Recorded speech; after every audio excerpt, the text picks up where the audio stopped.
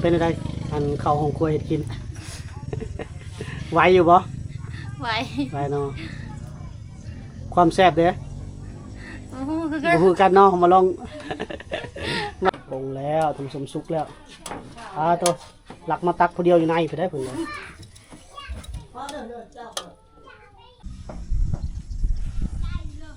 มาแล้วกับข้าวอร่อยมาแล้วมีแดดหน่อยหนึ่งเนาะบ่เป็นยังดอก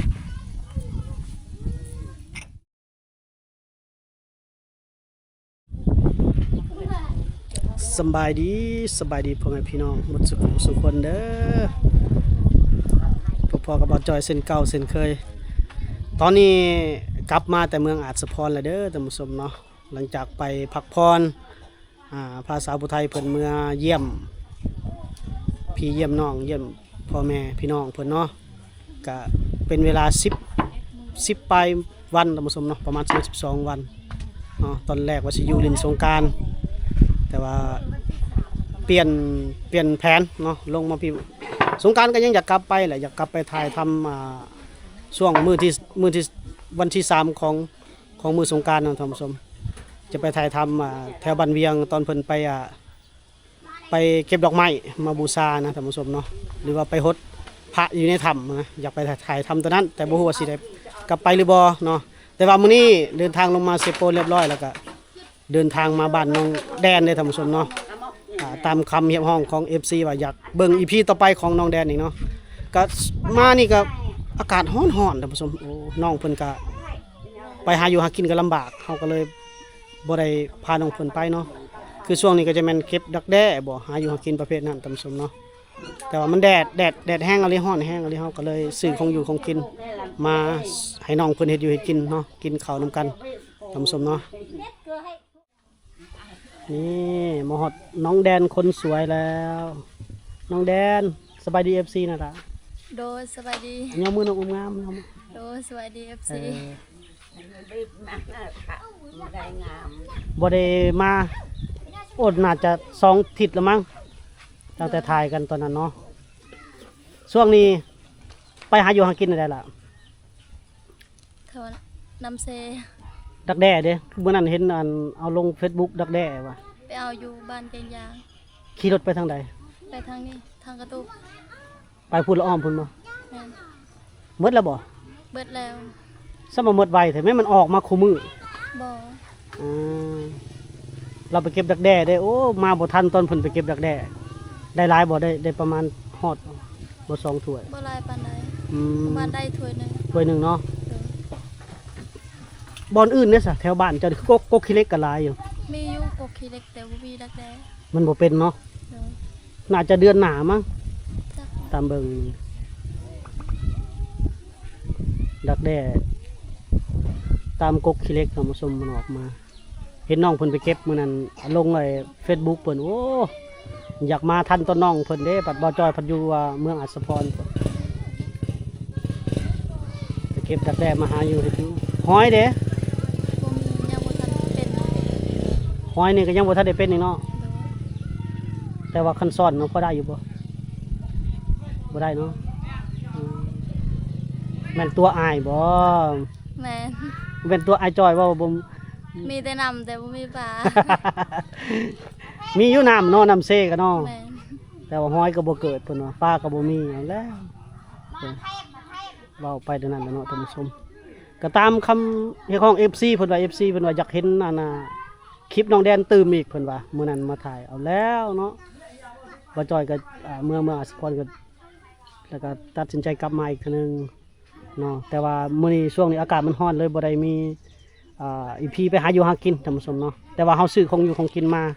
เด้อมีซื้อไก่มา2 โตท่านผู้ชมตัวหนึ่งสิให้เราเอาไว้ให้ครอบครัวแต่ตัวหนึ่งก็เฮ็ดกินสู่แต่เฮาเองกินเองเนาะแต่ว่าก็กินบ่เบิดดอกฮอดโตหนึ่งก็ครึ่งหนึ่งก็พอแห้งแล้วเนาะสิให้น้องแดนได้เฮ็ดกินเลยเป็นเนาะบ่เป็นก็จำเป็นแล้วเอาละ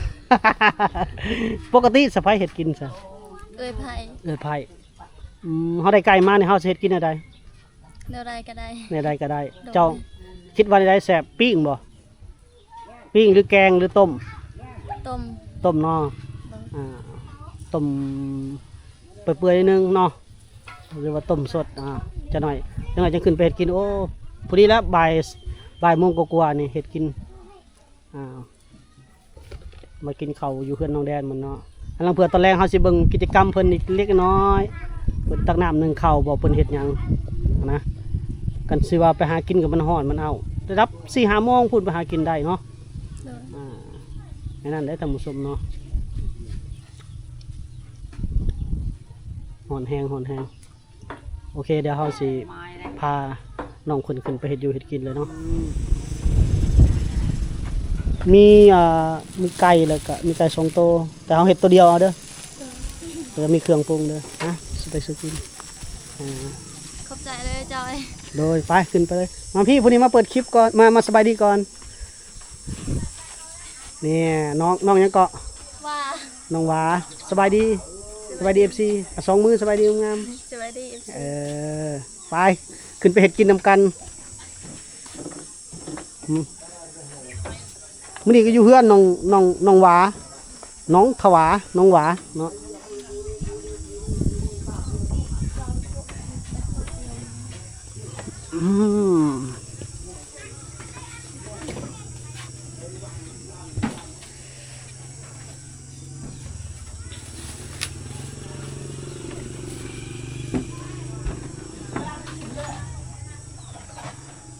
น้องหวาบ่ได้ไปหากินบ่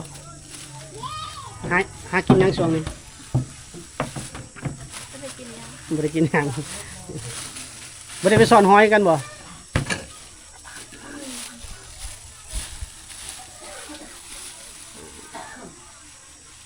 มีไก่ ต้มเลยก็จำแจวเอาก็ได้เลย นั่นน่ะก็ได้กัดหาดัน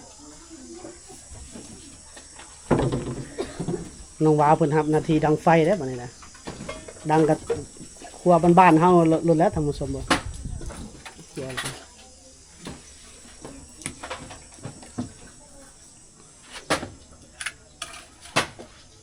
กินข้าวเที่ยงแล้วบ่มื้อนี้หรือยังกินแล้วกินข้าวกับหยังมื้อนี้ น้ำไม้ หน่อไม้โอ้แซ่บเด้อหน่อไม้เนาะ มื้อหน้าพอนายมากินแกงหน่อไม้จะกินแกงหน่อไม้กับซุมเจ้าแกงหน่อไม้บ้านๆเฮานี่แหละ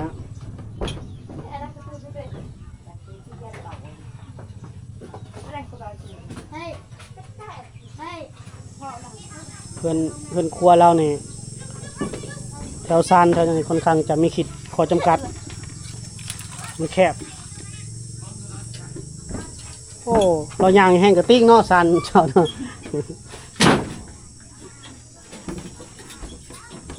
จักโต๊ะหนุ่งเสือมื้อนี้เนาะโอ้3 โต๊ะอีพออ้ายนี่หายใจบ่ออกแล้วหนู3 โต๊ะ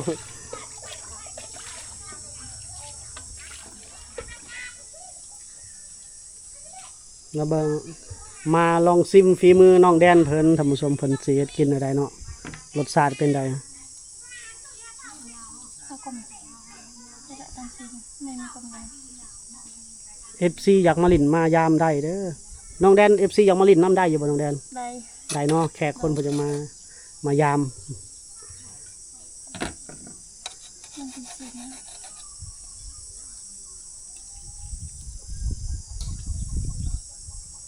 ตัดเป็นตอนต้มเสียนไปเปื่อยเลยเห็ดแจ่วยังกินไปนั่นแหล้วอยู่เฮือนกินข้าวกินน้องแดนอยู่เฮือนนี่กินข้าวเหนียวบ่หรือกินข้าวเจ้า ข้าวเหนียว ข้าวเหนียวเนาะอยู่ให้กระปุกบ่ข้าวเจ้า บ่ บ่ปลูก ข้าวเหนียว ปลูกแต่ข้าวเหนียว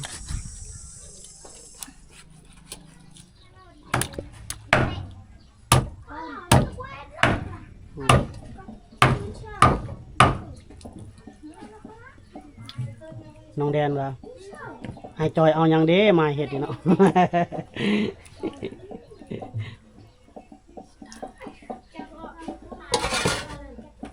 ดุอยู่บ่เห็ดกินหรือว่าบ่ปานใด บ่ปานใด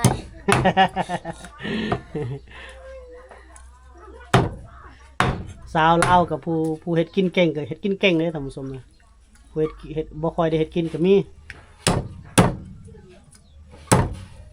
ปูลังกดนี่บ่เป็นเลยน้องวาเด้ดุอยู่ไปเฮ็ดกินอยู่เฮือนไปเฮ็ดกินล่ะ ไม่ แม่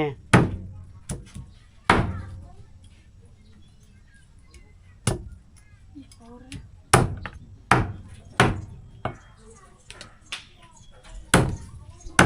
มันกำลังซับตอนอยู่มุกมุ่นซับตอนอยู่เฮ็ดตอนใหญ่ๆนู่นล่ะบ่ต้องเฮ็ดตอนน้อยผู้ใดรักอายกับผู้นั้นบ่กล้ากินแล้วเนาะ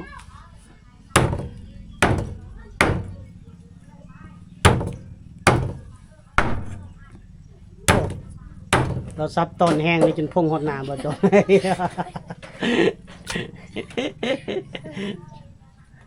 มีกระจายหน้างาน ที่มีกระเด็นมาหดหน้าหดตาดิธรรมดาได้ดอกต้องถอยได้เรา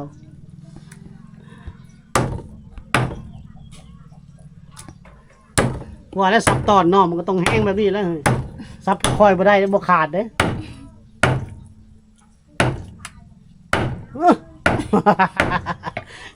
คืออยากให้ ซับตอนมาได้นี่โอ้โห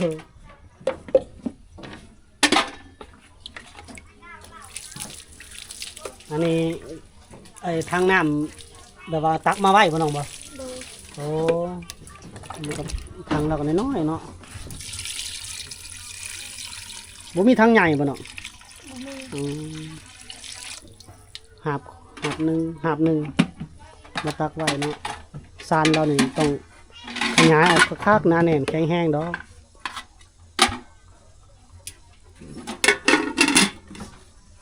ไม่ต้องกระตอบว่ะ ไปแล้วโอ้ไฟลุกคักเลยเนาะฟืนคักเลย ใส่เกลือกับพริกนัวเนาะ ฮะมาถามอ้ายบ่ฮู้เด้ กะเกลือแป้งนัวมะเผ็ดบ่แม่นเผ็ดเนาะเฮาบ่ได้ ใส่แต่เกลือกับพริกนัว แม่นหัวสิงไข่บ่ข่ามีบ่ข่ามียัง มี ชุมเจ้าเอิ้นข่ามียัง ครึ่ง ครึ่งคิงเด้ซะ อาใส่ อาซาย แม่ บัดหัวสิงไข่เด้บ่น้องว่าหัวสิงไข่ว่าได้ได แว่เหรอสบายแน่ ตะแวงผักบัวเด้ซะผักบัวเด้ เบาเบา ผักเบ้า เบา มักนาวเด้ซะ มะนาวคือกัน มักนาวคือกันบ่ โดย อ้าวภาษาบรูวันละคำเดี๋ยวมันเดือดๆจังหน่อย อาใส่จีโอเคฮอนนี่ ฮอนเนาะ แม่ฮอนให้มือนี่ อย่าให้ไอ้จอยซะเด้อ บ่ดอกไปสิหาย เดี๋ยวว่าไอ้จอยโอ้ยเอาแนวมาให้เฮ็ดกินฮอนๆแบบนี้ ทำไม ยามค่ำคืนนี่นอนใส่จ้ะนอนเฮือนตัวเองบ่ได้นอนเฮือนหมู่บ่น้องแดนได้นอนใส่ เพื่อนมอง เฮือนหมู่โอ้เราบ่ได้นอนเฮือนตัวเองเนาะเจ้าคือบ่ไปนอนน้ำหมู่เจ้านะฮะเป็นอะไร มองนั้นน้ำขาด หมู่มานอนน้ำเจ้าจักคนหมู่มานอนนำ คือเขา คนหนึงผู้นี้เป็น2คนเนาะผู้บ่าวมาล้มบ่ผู้บ่าวบ่มีผู้บ่าวแขกมาผู้บ่าวบ้านอื่นมาลินน้ำบ่มีเนาะอยู่2เติมคนกับหมู่แล้วเนาะ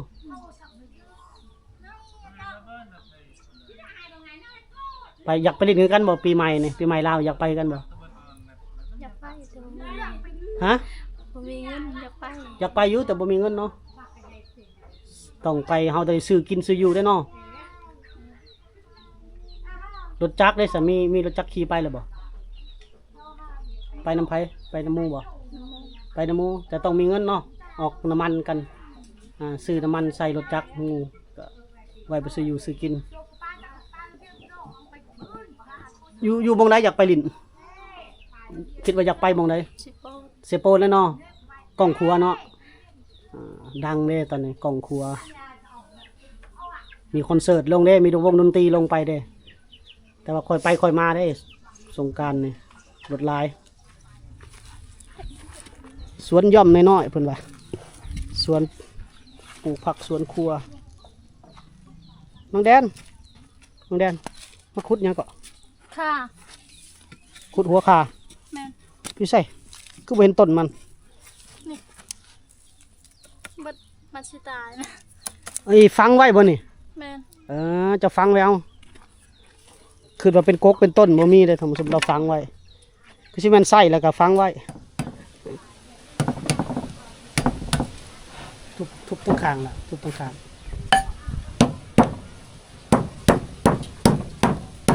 ทุบธรรมดาก็ได้ทุบธรรมดาก็ได้บ่ทุบแห้งสำนั้นดอกค่อยๆเท่านั้นพอ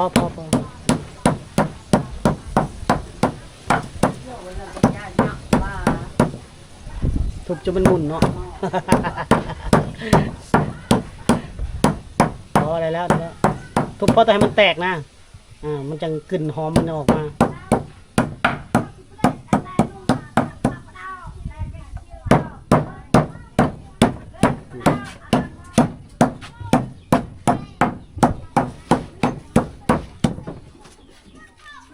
ตัวนี้ละซอยเอาตัวนี้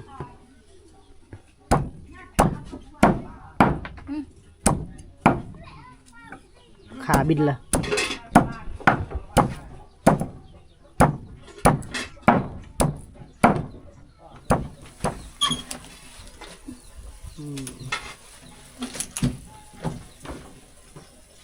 ใบมะขามบ่ใส่เมื่อกี้นี่ใบมะขามบ่โอ้บ่มีบ่ใบมะขาม เม็ดเด้อ ไม่ยังอันนั้นซะใบยังซะ ไปบักข้ามมา ใส่นิดเดียว ใบบักข้ามเม็ด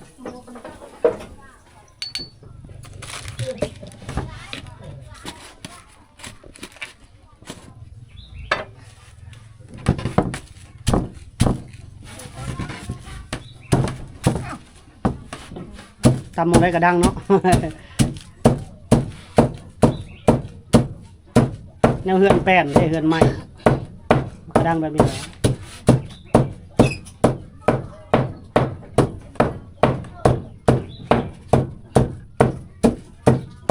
ทางนั้นครับเอาหม้อต้มไก่แล้วทางน้องแดนนี่มันตำแก้วเสียงตำแก้วกับสีดังเลยเนาะน้องแดนเนาะให้ FC อดเอาได้บ่นี่เป็นน้องเฮือนแป้นนะ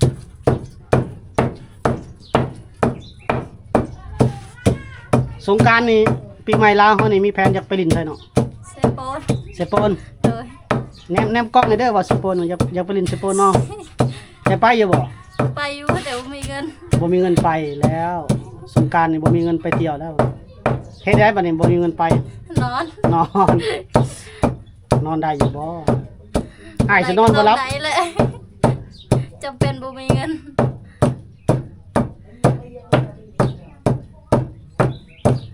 สงกรานต์นี่ผู้ใดก็อยากไปแล้วอยากไปลินไปหัวคิดว่าไปลินนี่สงกรานต์ปีใหม่ลาวเฮานี่ได้งบประมาณเท่าใดจึงไปได้ ประมาณ3-4 แสนก็พอ อ่าประมาณ1,000 บาทคุณว่าเนาะหรือ500 บาทมีแต่1,000 บาทนั่นแหละพอได้ลิ้นสงกรานต์เนาะ โดย พอได้ไปตูดน้ำหมูว่าซั่นซะ พอได้แชร์กันออกเลยล้างผักบัวซอยน้องเพิ่นก่อนมันจะหอมๆเนาะมันแซ่บกินข้าวตอนบ่ายๆต้มไก่กินต้มไก่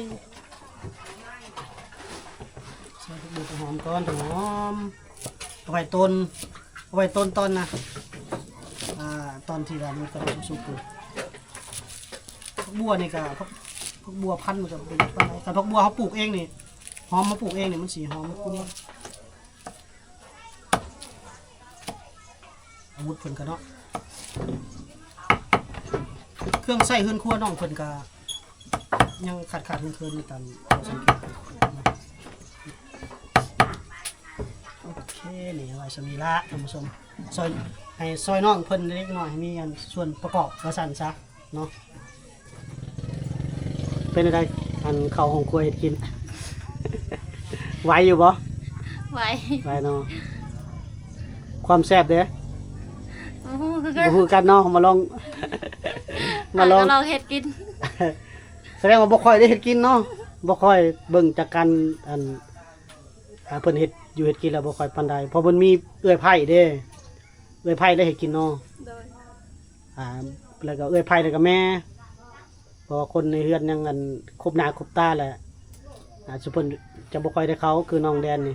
ปกติบ่ค่อยได้เข้าอยู่แล้วล่ะตามเบิ่งทรงกะมื้อนี้เบาจอยจัดการให้เฮ็ดเลยมื้อนี้ ว่าน้ำสิแห้งปลาหม้อแล้วบ่จักเนาะ อย่าให้มันใหม่เด้ เอาแซ่บบ่แซ่บก็อยู่ในเครื่องปรุงนั่นล่ะเนาะ เฮ็ดเอาใส่เครื่องปรุงใส่เป็นหน่วยหลายก็แซ่บหลาย เฮ้ย โดย ใส่หน่อยแซ่บหน่อยใส่หลายแซ่บหลายอดเดี๋ยวรอได้กินนํกันตามเสมอปูนตรงไฟฝดละไฟบักแห้งๆ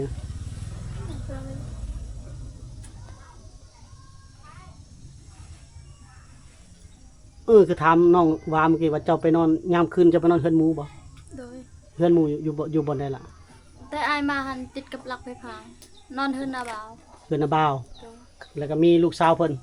ลูกสาวเพิ่นเอาผัวแล้วหาก็เอาเดือนนี้ โอ้บัดนี้นอนกับไผบัดนี้ นอนคนเดียว เอาไปนอนอยู่เพิ่นคนเดียว โดย บ่มีหมู่ก็นอนบัดนี้เนาะ โดย นั่นเฮือนหน้าเพิ่นว่าหมู่อันลูกหน้าน่ะเพิ่นเอาผัวก่อนแล้วเนาะ โดย ไปนอนอยู่พุ่นได้นอนเฮือนตัวเองได้สละก็บ่ บ่มัก บ่มักเนาะบ่ชินนอนเฮือนตัวเองแค่นี้แหละสาวชนเผ่าบ่รู้เฮาจะมักนอนเฮือนหมู่เฮือนคู่เฮือนหน้าเฮือนป้าเฮือนลุงตามผู้ชมใหญ่เป็นสาวแล้วเด้มีผู้บ่าวมาลมนำอยู่บ่ บ่มี ฮะแนมกล้องอ้ายเด้อมีบ่ บ่มี บ่มีเนาะ โดย แล้วไป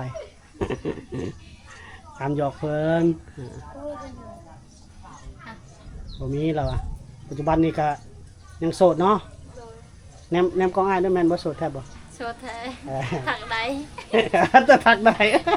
โอ้แถมโปรโมทอีกอันนี้เว้าเองเด้ออ้ายบ่ได้เว้าเนาะสาวเขาบ่รู้นี่น่าฮักแบบบ้านๆน่ะผสมบ่ได้ตบบ่ได้แต่งเด้อ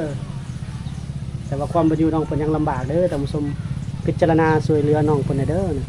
เงินครัวเอาเพิ่นน้อยๆก็ตบกระแทบสร้างเงินครัวเพิ่นจนนั่นแหละคุงูแฮกแต่กระโปรงอันนี้ได้อท่านผู้ชมมันจอบมันเนาะลำบากเลย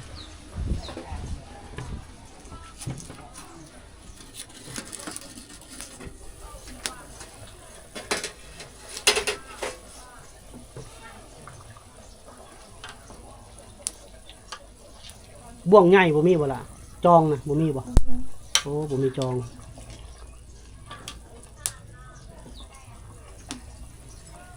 มันก็ฮ้อนเลยใส่กันนะ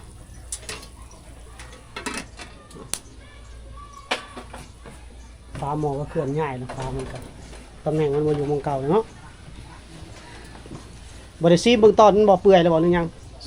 สุกสิสุกแล้วเนาะ โดย สุกแล้วอีกจักหน่อยเนาะล่ะเนาะ โดย เดี๋ยวกินแซ่บๆนำกันแหละยังอีกตัวหนึ่งก็สุนเจ้าเห็ดกินแรงเลย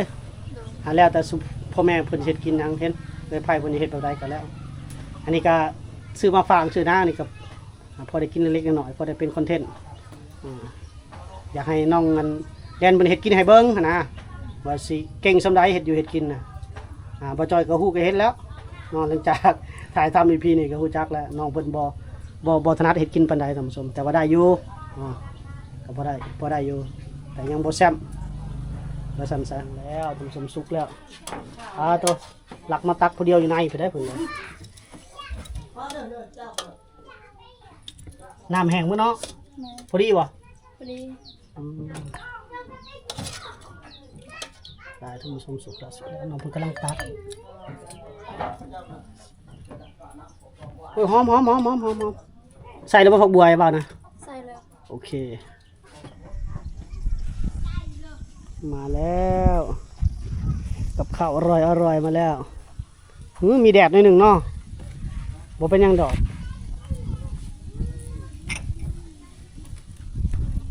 ตอนแรงมาแดดไล่แต่เฮาได้เนาะเหมือนแดดไล่ก็ฮ้อนแล้วบัดนี้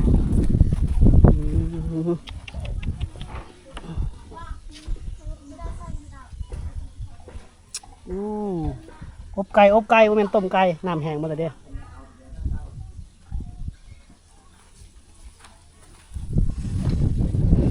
เอาหมองนี้เลยบ่เฮาเรือเฮาสิย่อเตียงไปหน่อยหนึงยับบ่ย่อกระโตกไปพุ่นย่อผ้าขาวพุ่นล่ะย่อผ้าขาวไปพุ่นนี่ย่อตัวนี้ไปนี่บ่นี่ให้มันห่มๆหน่อยหนึง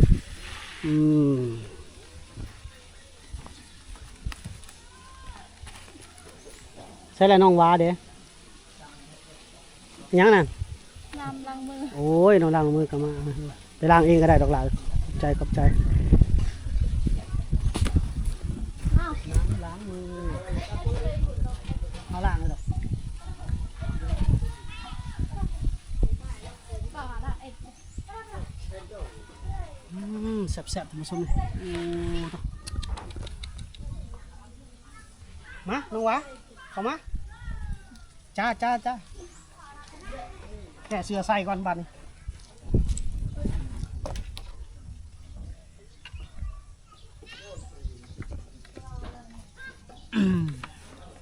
ว่าต้องขึ้นหนังก่อนเลยมาน้องวะขึ้นมานี่แหละอันขีดของบนลาวเฮา มากินน้ำกันเลย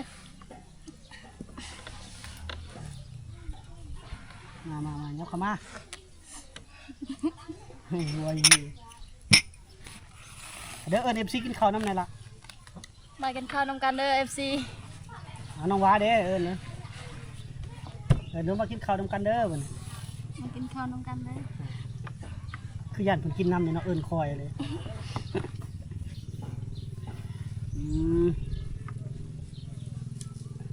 ตุกขับได้เลยหนังมันสัมโบแบ่งให้พ่อแม่แล้วบ่แบ่งไว้แล้วบ่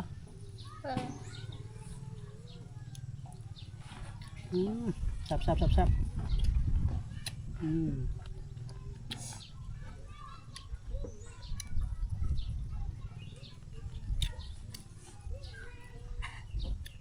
บาย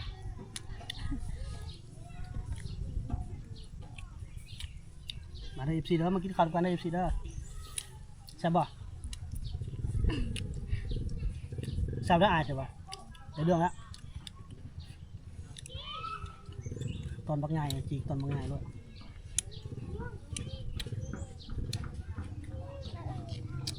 เดี๋ยวโดนให้กินแต่หนึ่งก็แซ่บเนาะ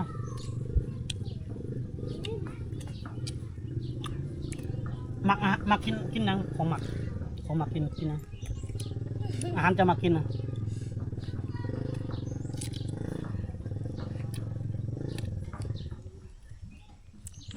แบบว่าของหมักเป็นพิเศษนะนี่บอก บูสิเลือก หูเนาะน้องวาได้มักกินนั่นเป็นพิเศษ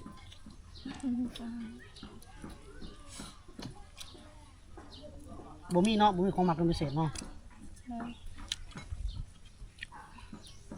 น้ำหวานได้มักกินน้ำนังหมัก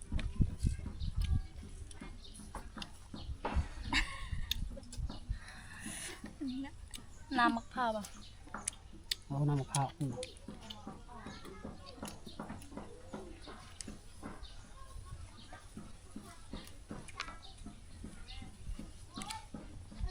ใช่ค่ะ